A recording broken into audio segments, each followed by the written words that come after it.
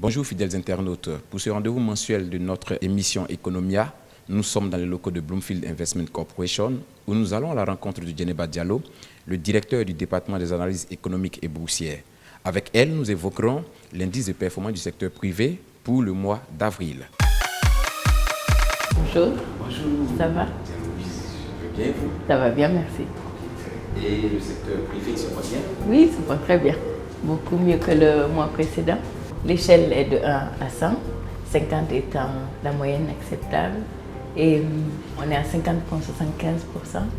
Le mois passé, on était en dessous de la barre de 50. Donc elle se porte beaucoup mieux ce mois-ci. Est-ce qu'on peut nous commenter l'indice du secteur privé pour le mois d'avril? L'indice est composé de deux parties. Il y a l'indice d'activité et puis l'indice de l'environnement.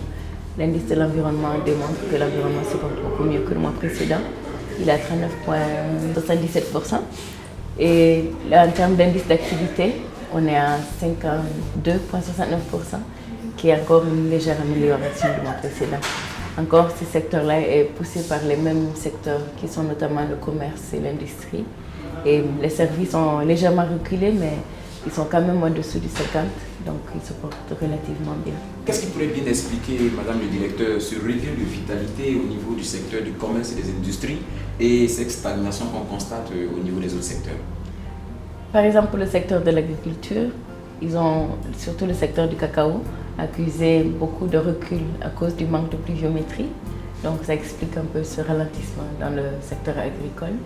Les autres secteurs, à cause de la contraction de la clientèle au secteur de l'hôtellerie, de la restauration, traversent encore ce léger stagnation ou recul, baisse de chiffre d'affaires.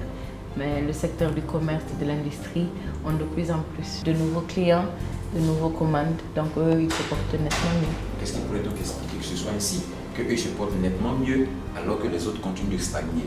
C'est le marché du commerce, le marché du BTP ou de l'industrie qui a beaucoup plus de commandes, qui a beaucoup plus d'activités commerciales que les autres secteurs. Je pense que n'oublions pas dans quelle zone on est, avec tout ce qui va avec comme responsabilité.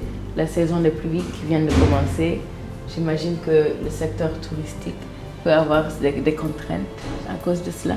Mais c'est comme dans toute grande économie, il y a des secteurs qui se portent bien, les autres qui poussent l'économie et vice-versa.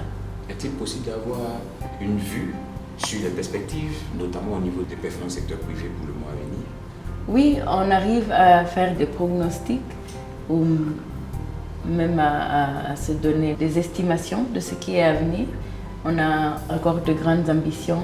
On croit beaucoup dans le secteur du commerce et de l'industrie qu'ils vont continuer cette remontée-là. Et on espère vraiment que le secteur agricole, à cause du début de la saison des pluies, qu'elle aura encore ce push, soi-disant, dont il a besoin pour se porter mieux. Quelles recommandations pourrait-on dire à l'endroit des potentiels investisseurs qui voudraient bien investir dans ces différents secteurs? Vous savez, en tant qu'économiste, je préfère dire que l'investisseur se reconnaît dans l'IPSP, dans les différents secteurs qu'on stipule.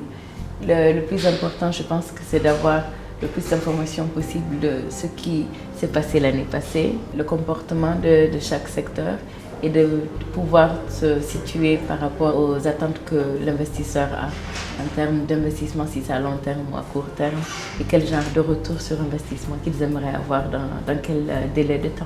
Madame le Directeur, merci. Merci à vous.